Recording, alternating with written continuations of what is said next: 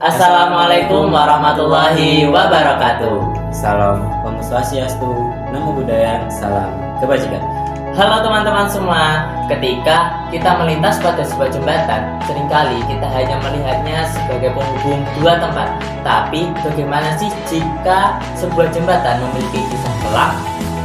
Hari ini kami akan membongkar sebuah rahasia yang tersimpan di balik kokohnya jembatan Bajang, penghubung antara Kota Solo dan Kabupaten Sukoharjo, dengan saya Roy Dan saya Abram dari SMA Unggulan CT Arsa Foundation Sukoharjo, dengan penelitian kami yang berjudul Rekonstruksi Sejarah Kelam Jembatan Bajang, Tinjauan Analisis Dokumen.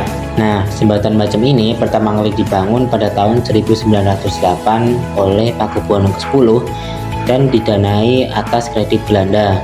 Jembatan Bajang ini bukan hanya sekedar jembatan biasa, namun menjadi saksi bisu tragedi pada tahun 1965 sampai tahun 1966. Berdasarkan memori kolektif masyarakat, jembatan Bajang ini menjadi tempat eksekusi dan tempat pembuangan mayat simpatisan PKI ke Sungai Bengawan Solo. Meski cerita tersebut masih hidup dalam ingatan lokal, narasi resmi negara masih minim untuk membahasnya. Oleh karena itu, pentingnya penelitian berbasis dokumen untuk merekonstruksi sejarah secara ilmiah, adil, dan faktual.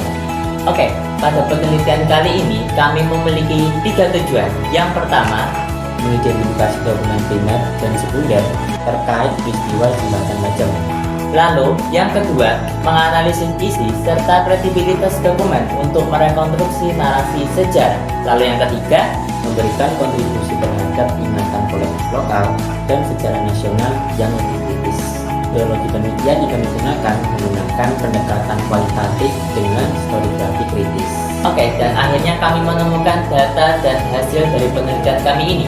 Yang pertama, artikel dengan judul Kisah Pembuangan Mayat 1965. Martono yang setiap hari selama 2 tahun dipaksa membuang mayat ke Sungai Bengawan Solo dari kolong jembatan Bajang. Isi artikel ini yaitu mengisahkan kesaksian Martono, seorang penyintas peristiwa 1965 di Indonesia yang dipaksa membuang mayat ke Sungai Bengawan Solo selama 2 tahun. Artikel yang kedua dengan judul Jembatan Bajang yang mengisahkan genosida 1965 hingga 1966 di Solo, Jawa Tengah. Artikel ini berisikan sebuah film yang menyoroti Jembatan Bajang sebagai lokasi pembuangan mayat organ yang diduga anggota PKI ke Sungai Bengawan Solo. Film ini menampilkan kesaksian dari para penyintas dan keluarga korban, termasuk cerita Martono yang dipaksa membuang mayat selama 2 tahun. Ketiga, yaitu kisah mistis dan sejarah kelam Jembatan Bajang Sukoharjo. Isi dari artikel ini yaitu Jembatan Bajang, sebuah jembatan yang memiliki sejarah kelam dan juga kisah-kisah mistis. Dibangun pada tahun 1908 oleh Sri Susuhunan Pakubuwono X. Jembatan ini menjadi saksi bisu pembantaian massal pada tahun 1965 di mana banyak orang yang dituduh sebagai anggota atau simpatisan PKI. Keempat, dengan judul Jembatan Bajang Sukoharjo, saksi bisu pembantaian terduga PKI di Sungai Bengawan Solo. Isi dari artikel ini yaitu bahwa Jembatan Bajang di Sukoharjo adalah saksi bisu pembantaian massal terhadap terduga anggota PKI pada tahun 1965, di mana mayat-mayat yang dibuang ke Sungai Bengawan Solo. Yang kelima, dengan judul Kisah Kelam Jembatan Bajang, lokasi eksekusi mati anggota PKI.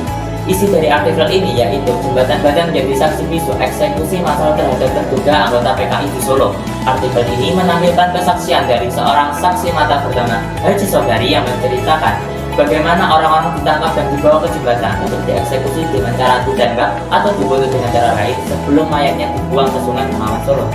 Dari penelitian kami ini dapat disimpulkan bahwa Tragedi ini tidak hanya menjadi bagian dari sejarah lokal, tetapi juga tercermin dalam berbagai karya seni dan budaya.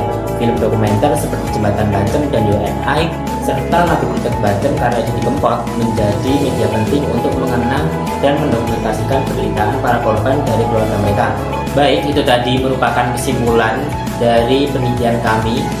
Sekian dan terima kasih. Dengan saya Rai, Saya Abram, pamit undur diri. Wassalamualaikum warahmatullahi wabarakatuh.